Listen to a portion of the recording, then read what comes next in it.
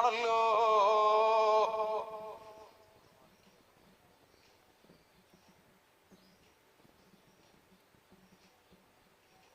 അപ്പോ എനിക്ക് ദുനിയാവിൽ വെച്ച് കിട്ടേണ്ടുന്ന അവസരം എന്റെ ആത്മാവ് പിടിക്കലോടുകൂടി നഷ്ടപ്പെടുകയാണ്.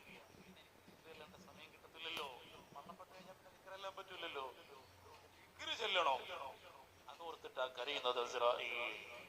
ആ സമയത്ത് അല്ലാഹു മുഖറബുൽ അംലാഖ് ജിബ്രീൽ അലൈഹിസ്സലാത്തു വസ്സലാം മുഖേന സന്തോഷ വാർത്ത അറിയിച്ചു കൊടുത്തു.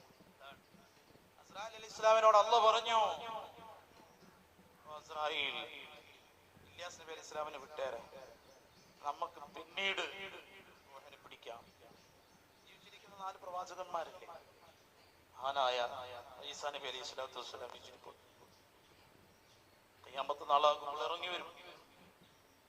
അതുപോലെ